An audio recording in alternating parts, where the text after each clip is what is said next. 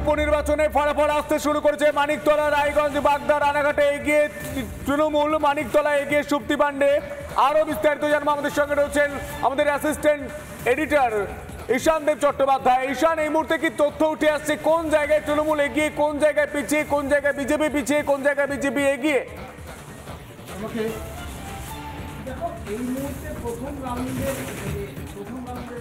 দেখো দেখো সন্তু, আপাতত এখানে বাগদার ফলাফল দেখতে পাওয়া যাচ্ছে এবং তুমি দেখতে পাচ্ছ নির্বাচন কমিশনের যে ওয়েবসাইট, সেখানে দেখা যাচ্ছে মধুপর্ণা ঠাকুর তৃণমূল কংগ্রেস প্রার্থী, তিনি 251 ভোটে এগিয়ে রয়েছেন, 6724টি ভোট পেয়েছেন।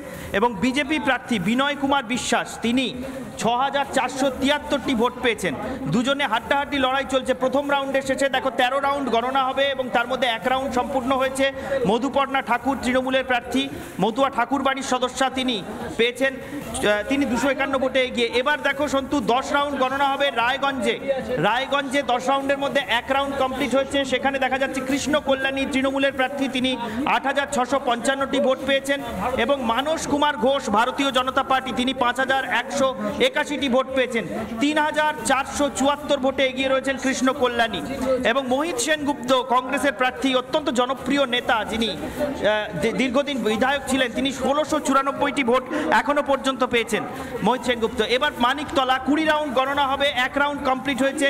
সুপ্তি পান্ডে তৃণমূল প্রার্থী, তিনি 3180টি ভোট পেয়েছেন প্রথম রাউন্ডে। কল্যাণ চৌবে মাত্র 929 ভোট পেয়েছেন এখনো পর্যন্ত ভারতীয় জনতা পার্টির প্রার্থী। ফলে সুপ্তি পান্ডে এগিয়ে রয়েছেন 3180 ভোট পেয়ে, এগিয়ে রয়েছেন 2251 ভোটে। যে সিপিএম এর রাজীব মজুমদার, তিনি মাত্র 103 ভোট পেয়েছেন। আর রানাঘাট দক্ষিণে এখনো পর্যন্ত কোনো ফলাফল কমিশনের ওয়েবসাইটে আপলোড হয়নি।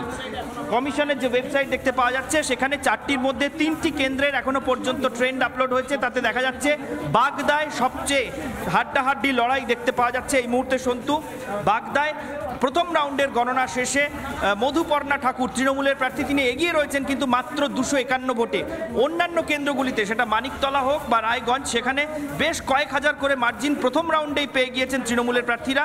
কিন্তু বাগদা, যেটা মতুয়া গড় হিসেবে পরিচিত, এই রাজ্যে সবচেয়ে বেশি মতুয়া ভোট রয়েছে যে বিধানসভা আসনে, সেইটি হলো বাগদা।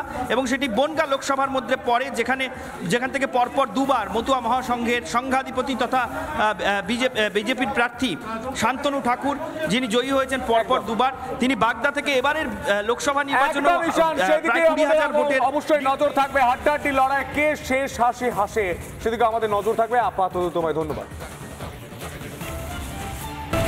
হাত পুড়ছে মধ্যবিত্তের। প্রায় টানা 1 মাস চুপ থাকার পর আজ ময়দানে টাস্ক ফোর্স। এই মুহূর্তে সেই ছবি ঐন্দ্রিলা রয়েছে। ঐন্দ্রিলা, এই মুহূর্তে কি ছবি উঠে এসেছে টাস্ক ফোর্সের? প্রশ্ন করো, 1 মাস তারা কোথায় ছিলেন? না বলছি, এটা কালকে কত বেশি ছিলে ভাই? দেখো সন্তু, এই মুহূর্তে লেক মার্কেটের অঞ্চলে যে বাজার রয়েছে, সেখানে কিন্তু এসে পৌঁছেছে টাস্ক ফোর্স।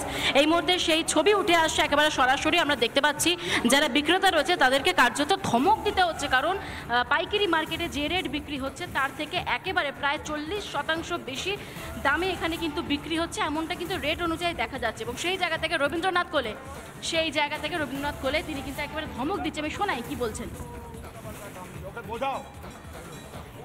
বোঝাও সব না করতে, যেরকম কিনবে সেরকম বেচবে। ট্যাক্স ট্রেড লাইসেন্স ছাড়া কিভাবে ব্যবসা হতে পারে? এটা তো হকার। শোনো, হকারি মানে হচ্ছে হকিং করা, মানে ঘুরে ঘুরে বেচা। কিন্তু আমাদের এখানে ওই কনসেপ্টটাই তো নেই। মুসলিমেও কিছু লোক ওই সব করে, বাকি তো সব বসে গেছে। এটা তো বাস্তব সত্য। 2 দিন ধরে তোলার পরে মমতাদি বন্ধ করে দিল, কারণ মানুষ তো বহু লোকে করে খাচ্ছে। তার মানুষের অসুবিধা হোক, সংসার চলবে না, মানে তার অসুবিধা হবে, সে বিপদে পড়বে, পরিবার নিয়ে কান্নাকাটি টিভিতে দেখাচ্ছে, সেই জন্য বন্ধ করে দিয়েছে। কিন্তু এরা যদি সেই মানবিকতাটা সুযোগ নিয়ে এইসব নোংরামি করে, অন্যায় করে এই লোকটা, তাহলে তো তার বিরুদ্ধে বলবেই। এগুলো তো ভাবতে হবে। আপনারা কি আইনত কোনো অ্যাকশন নেবেন? যদি আমরা দেখি আবার আসবো, এরা যদি মনে করে যে আসবো না, তা ভুল। এবং লোকাল থানাকে দিয়ে আমরা এখানকার রেটগুলো নিয়ে যাবো। তারপর আমরা যদি দেখি তখন যা ব্যবস্থা করার করবো। দাদা, ব্যবসায়ীরা তো ছেড়ে দিলাম, যারা ক্রেতা কিনতে আসছে তারা বলছে যে টাস্ক ফোর্স ঘুরে যাওয়ার পর আবারও যেই কেস, যদি দাম বাড়ে, আমি বলে যাচ্ছি, শোনো ভাই, তোমাকে বলছি, তুমি একটু দেখো, তুমি ঠিকঠাক দামে আলু বেচছো, তাই বলছি। বিপদে পড়ে যায়। দেখো দোকান ছেড়ে পালিয়ে গেছে, কোথায় গেল দোকানদার? ওই ওখানেও নেই। হ্যাঁ, আরে অত ভয় নেই, এসো। দোকান ছেড়ে কালকের মতো অবস্থা, গোডাউন ছেড়ে, পেঁয়াজের গোডাউন ছেড়ে পালিয়ে গেছে। এই দোকানদার কোথায় গেল? পালিয়ে গেছে। অন্যান্য মার্কেটের থেকে কি লেক মার্কেটের দাম বেশি? লেক মার্কেটের দাম বেশি, লেক মার্কেটের দাম বেশি। না কমালে তাহলে এখানে যা প্রশাসনিক, এখানে এও চলে গেছে, ও দেখছি নেই। এরকম ভয় পেও না তুমি, হ্যাঁ থাকবে, ভয় পেও না, কেউ কিছু বলবে না। তোমরা দাম টামগুলো ঠিক করে নাও, তাহলেই হবে। আর এই লোকগুলো কোথায় গেল? পালিয়েছে, বোঝো।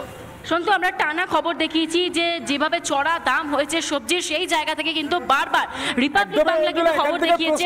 স্পেসিফিক প্রশ্ন করো যে গত প্রায় 1 মাস ধরে আমরা এই খবর দেখাচ্ছি, এত দিনে মার্কেটে টাস্ক ফোর্স কেন? এই 2-3 দিন ধরে মার্কেটে কেন? আগে কি করছিল টাস্ক ফোর্স? পুলিশ তোমাদের দেখে চলে গেল, ওখান থেকে চলে গেলে যাবে কোথায়? পালাতে পারবে? দোকান নিয়ে খুলে যেতে পারবে? চলো, সব দেখো যে সময়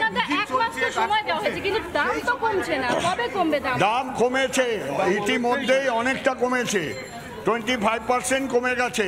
কিন্তু এই দুটো মার্কেট সম্বন্ধে আমাদের বেশি অভিযোগ এখানে আপাতত সাউথে, একটা হচ্ছে গড়িয়াহাট মার্কেট আর একটা হচ্ছে লেক মার্কেট। সেই জন্য আজকে আমরা এসছি। নর্থের বাজারগুলো মোটামুটি একটা জায়গায় আসছে, কিন্তু সাউথের বাজারগুলো নিয়েই সমস্যা। চলো ওইদিকে। দেখতে পাচ্ছ, যিনি যারা ঘুরে দেখছেন টাস্ক ফোর্সের, তারাই বলছেন যে মোটামুটি গড়িয়াহাট মার্কেট এবং লেক মার্কেটে কিন্তু অন্যান্য অনেক মার্কেটের থেকে চড়া দাম। আলুর দাম শোনো, আলুর দাম অনেক কমে গেছে। এখানে 30 টাকা 32 টাকা করে সব বেচছে। পেঁয়াজ কত করে বেচছেন ভাই? আমাদের দেখে কমিয়ে দিলেন আলুর দাম। আলু পাইকারি বাজারে কমে গেছে। হ্যাঁ, সেইটাই বেশি নিও না। আদা রসুন, আদাটা একটু কমেছে স্লাইড, ঠিক আছে। এই সবজি আলাদের বলো, উল্টো বা লুটপাট চালাচ্ছে। হ্যাঁ, এই দিও, বলো কত দামে বেচছো আলু? কত করে? ঠিক আছে। ওই তোমার দিদি কত দামে আলু নিলেন? 32 টাকা করে। 30 টাকা করে বেচছে, ওইটা মাথায় রেখো। তোমার বেশি কেনা বলে পড়েছে, ঠিকঠাক কেনো। তাহলে রবীন্দ্রনাথ, আমরা বিভিন্ন জায়গায় তো দেখতে পাচ্ছি 2 টাকা 4 টাকা 5 টাকা করে বেশি করতে হবে। ওটা দেখো বাজারে, মার্কেটে দাম কমছে। হ্যাঁ হ্যাঁ, ঠিক আছে। আর এর ওইটা আসার পরে এখানে যে আড়তদার তোমায় পাঠিয়েছে, তারপরে ওখানে মোকামে আরো কমেছে। চলো। এই মুহূর্তে দেখো লেক মার্কেট যে বাজার রয়েছে, সবজির বাজার, তা কিন্তু ঘুরে দেখছে টাস্ক ফোর্স। কিছুক্ষণ আগেই তারা এসে পৌঁছেছে। আলু থেকে শুরু করে আনাজপাতি থেকে শুরু করে ফল, প্রত্যেকটা জিনিসের তারা দাম জিজ্ঞেস করছে। কিন্তু সব থেকে বড় প্রশ্ন হচ্ছে যে এতদিন তাহলে কি করছিলেন তারা, যখন একেবারে তরতর করে দাম বাড়ছে? সেই জায়গা থেকে কিন্তু এই প্রশ্ন জনসাধারণের রয়েছে এবং একসঙ্গে বিরোধীরাও করছে। আমি এই মুহূর্তে যে ছবিটা দেখাচ্ছি, তুমি দেখতে পাচ্ছ লেক মার্কেটের যে সবজির বাজার রয়েছে, সেই সবজির বাজারে এসে পৌঁছেছে টাস্ক ফোর্স এবং যারা ব্যবসায়ী রয়েছেন তাদেরকে একবারে কার্যত ধমক দিচ্ছে। কারণ একটু আগে আমরা দেখলাম রবীন্দ্রনাথ কোলে, তিনি কিন্তু দেখছিলেন এবং আসার পর যে ব্যবসায়ীদেরকে জিজ্ঞেস করছিলেন। সব থেকে বড় বিষয় হচ্ছে বেগুনের দাম কত রয়েছে। সকালবেলা আমরা মানিকতলা মার্কেটে দেখিয়েছি সন্তু যে বেগুনের দাম কিন্তু অত্যন্ত বেশি। সকালবেলায় আমরা একটা দোকানে দেখেছি যে 80 টাকা এবং সেই জায়গায় আরেকটি দোকানে দেখাচ্ছে যে 70 টাকা। এবং এই আমরা লেক মার্কেটে এসে যখন দেখলাম তখন বলছে 100 টাকা। অর্থাৎ বিভিন্ন দোকানে বিভিন্ন রকমভাবে কিন্তু দাম বিকোনো হচ্ছে। আমি ছবি দেখাই।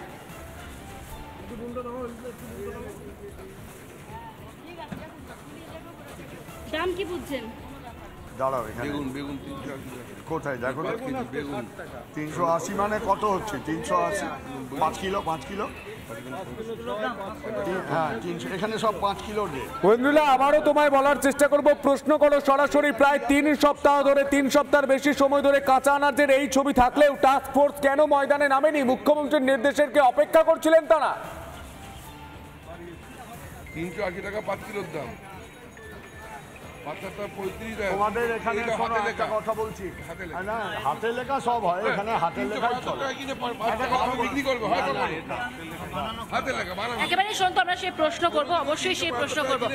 দাদা, একটা প্রশ্ন তো থাকছেই, এই এত যখন দাম বাড়ছিল তখন টাস্ক ফোর্স কি করছিল? মুখ্যমন্ত্রী নিজে ক্ষোভ প্রকাশ করেছে টাস্ক ফোর্সের উপর। এটা তো আমাদের রবিদা, অসুবিধা কিছু নেই, তাহলে কেউ কোনো বিতর্ক নেই। একটা নির্বাচন গেল, 3 মাস ধরে নির্বাচনের পরে সরকারের তো অনেক কাজ থাকে, 13 কোটি মানুষ, তাদের তো বিভিন্ন ধরনের কাজ থাকে।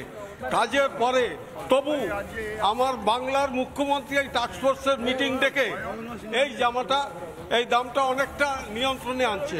ভারতবর্ষে কিন্তু কোথাও হয়নি আজ অবধি। এত দাম যখন বাড়ছে তখন টাস্ক ফোর্স কি করছিল? তখন তো একটা খরা চলছিল, আজকে তো মোটামুটি নরমাল হয়ে আসছে ওয়েদার।